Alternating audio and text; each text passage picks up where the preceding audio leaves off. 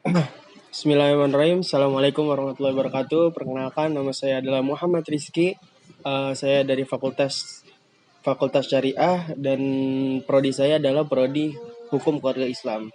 Saya ingin meresum tadi tentang materi yang dibawakan oleh Kak Naudita Olivia SH tentang tantangan mahasiswa baru dalam menghadapi era society 5.0.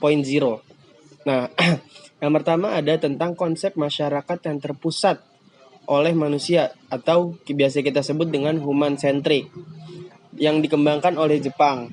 Terus yang kedua ada tentang banyak pekerjaan yang digantikan oleh robot, seperti contohnya pintu tol atau misalkan drone dalam memapping lapangan atau daerah-daerah tertentu yang membantu efektivitas. Nah, dari poin kedua ini kita dapat menyimpulkan bahwasannya memang zaman sekarang ini banyak banget seperti di perusahaan, terus ada di pabrik-pabrik atau misalkan bahkan di minimarket pun sekarang udah banyak yang menggunakan robot untuk membantu jalannya perusahaan tersebut atau aktivitas tersebut. Nah, terus yang ketiga ada tujuannya adalah menghapuskan batasan antara manusia dan teknologi dengan cara memanfaatkan kecanggihan teknologi yang dimana kita terpaksa harus menyesuaikan diri dengan perkembangan zaman. Nah, apalagi karena sekarang lagi pandemi ya, yang dimana kita dituntut untuk mengetahui lebih dalam lagi tentang teknologi. Karena di pembelajaran sekarang aja kita semua melalui daring gitu kan, dengan menggunakan Zoom atau misalkan dengan Google Meet atau semacamnya, dengan platform-platform yang lain kita beraktivitas di kegiatan belajar mengajar ini dengan online. Jadi kita nggak mau ya kita harus belajar tentang teknologi tersebut gitu kan. Nah, terus yang terakhir ada yang perlu disiapkan dalam menghadapi era society ini adalah yang pertama seperti problem solving. Karena zaman sekarang itu yang dimana kita online ini kan, jadi yang di kita sangat dibutuhkan orang-orang yang dapat menyelesaikan masalah atau dapat membantu kita dalam menyelesaikan suatu masalah gitu kan. Jadi orang-orang yang bisa membantu kita lah dalam menghadapi masalah-masalah yang kita tempuh gitu. Dan juga selain problem solving itu juga ada critical thinking. Nah, critical thinking itu juga selain dia ngasih solusi tentang masalah kita, dia juga berbahasa atau misalkan berpendapat atau berpikiran itu kritis gitu.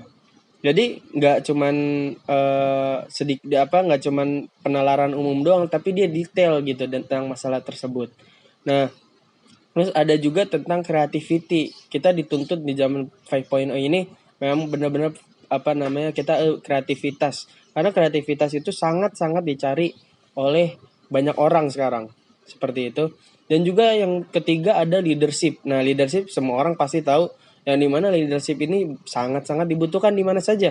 Seperti di perusahaan atau misalkan di kelompok-kelompok kerja atau misalkan seperti di contoh aja kita misalkan ambil contoh di perusahaan itu yang dimana ketika kita berbisnis itu wajib yang namanya kita mengamalkan atau menggunakan tata cara leadership. Jadi kita harus menjadi jiwa pemimpin gitu dalam mengkoordinasikan anggota-anggota kita.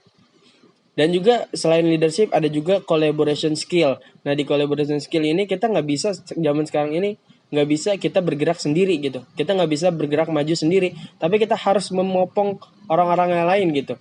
Kita harus mengajak orang-orang lain untuk bisa mencapai tujuan yang sama. Terus yang keempat itu juga ada etika. Nah, di etika ini sangat kadang suka tidak diperhatikan ya, karena banyak etika ini seperti disia-siakan atau misalkan diacuhkan lah gitu. Etika ini seperti contohnya seperti kata-kata tolong, habis itu ada maaf atau misalkan kata terima kasih itu sudah jarang kita temukan karena zaman sekarang ini orang ketika kita minta ketika datang ke kita terus meminta tolong itu kayak mungkin bahasanya karena mungkin dia sudah dekat sama kita, jadi dia acuh tak acuh ya udah gitu, kita udah dekat gitu, kita udah kenal. Padahal etika dengan mengucapkan kata-kata tersebut itu kadang kalau beberapa orang itu akan menganggap serius tentang seperti itu kayak gitu. Nah terus eh, yang terakhir ada berani speak up. Nah di berani speak up ini kita harus berani yang namanya mengajukan pendapat. Jadi kalau misalnya kita sebagai mahasiswa baru, kita hanya diem terus ngikutin alur, itu zaman sekarang bahkan ketinggalan sama orang-orang yang lain yang maju ke depan. Karena speak up ini sangat-sangat dibutuhkan gitu. Apalagi di organisasi-organisasi besar seperti itu kan. Oh ya, dan juga yang terakhir tambahan ada online course yang dimana kita harus selain belajar di universitas atau misalkan di kelas, kita juga harus punya pelajaran seperti online course atau kursus gitu. Jadi kita nggak cuman mengembangkan pengetahuan kita materi yang udah dijelaskan di kelas gitu, tapi kita juga harus memperdalam tentang skill skill kita, atau misalkan tentang kemampuan yang kita miliki lah seperti itu. Ya itu saja dari saya. Sekian. Assalamualaikum warahmatullahi wabarakatuh.